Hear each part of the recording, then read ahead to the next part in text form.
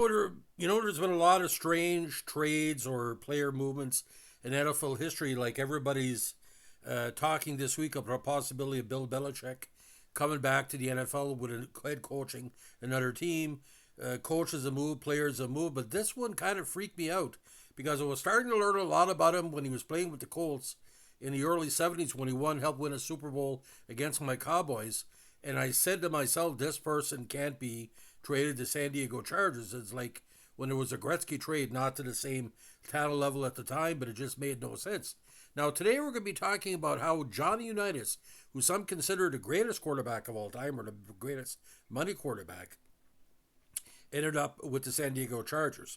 Now, Unitas was traded from the Baltimore Colts to the Chargers on January 20th, 73. Very weird to be traded during Super Bowl, Super Bowl time. This transaction had originally had future considerations return to Baltimore. The deal's only obstacle was that the personal service contract he signed with the Colts in 1970, which would have kept him employed within the organization on an hourly salary of $30,000 over 10 years once his career as an active player ended. The pact had been signed with the ball club when the ball club was owned by Carroll Rosenblum, who subsequently acquired the Rams July 13, 1972, in a franchise swap with that complete agent Robert Irsay. The deal was completed when the Chargers purchased that contract. Eager to sever all ties with the Colts, United signed a new 2-year contract with the Chargers on June 8, 73.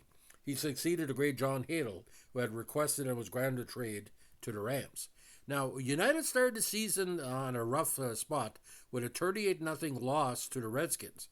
He threw for just 55 yards and 3 interceptions and was sacked 8 times. He was going to serve as, again, backup to a rising Dan Fouts. His final victory as a starter came against the Bills in Week 2.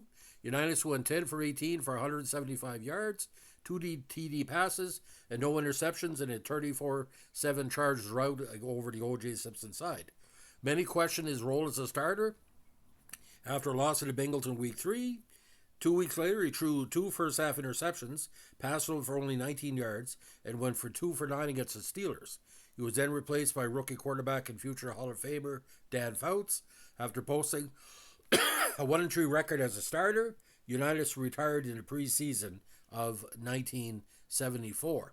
So let's look at those stats for San Diego. He played in 5 games, started for 1-3, 34 for 46, 44.7 yards per game, 471 yards, 6.2 yards per attempt.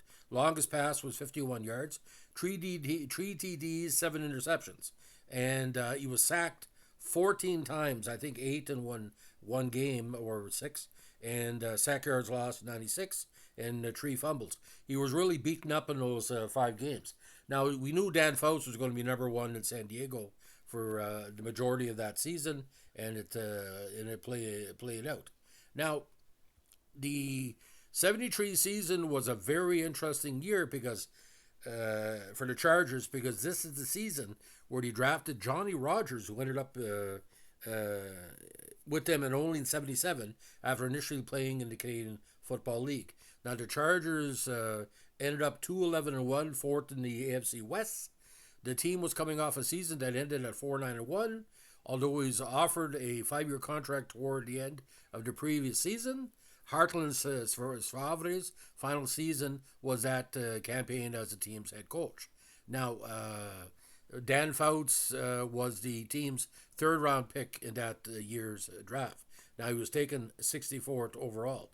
And this that was the big, steal of that. Now, Wayne Clark was the number 3. Now, just to recap that season, the big win against the Bills, 34-7 in Game 2, left them 1-1. Then 4 straight losses, 23-10 to the Bengals, 38-21 to the Steelers, 27-17 to the Raiders, and a devastating 41-0 loss to the Falcons.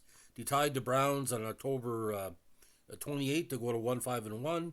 Then lost 19-0 to Kansas City, 30-19 to Denver, bet the lowly Saints 17-14, lost 31-3 to the Raiders, 30-14 to the Patriots, 42-28 to the Broncos, In the last game of the season, a big loss, 33-6, to the Kansas City Chiefs. The key point is this was not the Don Coryell style of offense. Now Mike Garrett was there as well, and you had Ron Holiday and Willie McGee as well. But like I said, it was a rough rebuilding system for the Chargers. And like I said, it's interesting about Johnny Unitas. He had said once, he said, if I can only do my best, and for that one game against the Bills. And O.J. Simpson basically is in the news this week. That's why I'm doing a podcast where Johnny United's big last victory was against the Bills and O.J. So, ladies and gentlemen, like I said, one of the most strangest deals in NFL history. You get rid of Hadel instead of using Hadel to teach Dan Fouts to be a quarterback, because we're looking at Fouts for a while. You get rid of Hadel and you bring in Johnny Unitas. And Johnny Unitas, I mean, not say he was playing crippled, but I mean, how far could a bow-legged man at the time play in the NFL? There are some games I saw him, I get really scared for him because I think some of his opponents, just like Namath/Years, they didn't want to hurt him. It was more like what they call a passive sack. How do you sack God, as the old saying goes? So that's a short story about Johnny Unitas' short stint in San Diego, and he kind of set the trend where you see former superstars in the NFL go to other teams for 1 or 2 years. He was sort of the modern originator of that. And don't forget, the Chargers of the Fouts era between 77 and the early 80s. My God, the best team never, and this is no doubt never, to win a Super Bowl. That Miami San Diego game is the greatest sports game I ever covered, and I always go back to it to see the quality of the NFL in the early 80s. What a great time that we had back in the day.